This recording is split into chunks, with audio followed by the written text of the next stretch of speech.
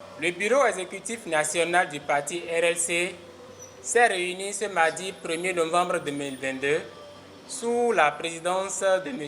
Irénée Josias Agossa. Durant cette réunion, le bureau s'est penché sur le contenu du courrier du parti FCBE en date du 30 octobre 2022 dans lequel il affirme ne pas concéder la tête de liste au président du parti RLC dans la circonscription électorale de son choix, un préalable à l'aboutissement de la volonté des deux partis d'aller aux prochaines élections législatives sur une liste commune. Nous sommes dans la triste réalité de constater l'opposition de la FCBE a fait aboutir ce partenariat qui devrait permettre à l'opposition d'être majoritaire dans la prochaine législature.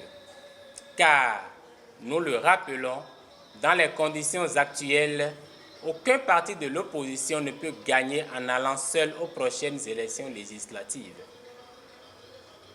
Étant donné que pour le parti RLC, la question du positionnement du président est un préalable, le BEN apporte tout son soutien au président qui est l'incarnation de notre parti. Nous voulons rappeler à nos amis du parti FCBE que conformément à notre volonté de la liste commune, il n'a jamais été question de trouver une remorque pour les candidats RLC.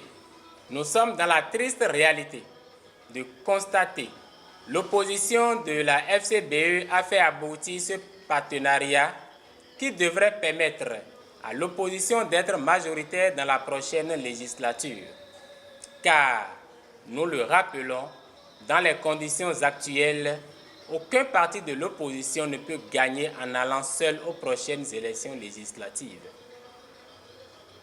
Étant donné que pour le parti RLC, la question du positionnement du président est un préalable, le BEN apporte tout son soutien au président qui est l'incarnation de notre parti.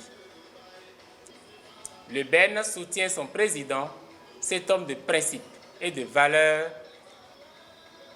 Pour le président Agossa et le bureau exécutif national, l'enjeu des prochaines élections législatives va bien au-delà des clivages politiques et s'inscrit dans la dynamique d'une profonde mutation de la classe politique inévitable à toute fin de cycle institutionnel.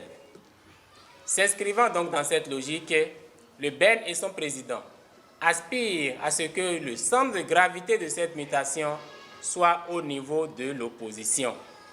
Il ne s'agit pas pour l'opposition de gagner seulement quelques sièges à l'Assemblée nationale, mais plutôt de contrôler le perchoir de la prochaine législature. Pour le parti RLC, l'enjeu de ces élections de 2023 n'est pas la question de la participation de l'opposition. Nous n'avons pas un problème de participation aux élections, mais plutôt de la victoire de l'opposition pour le contrôle du perchoir.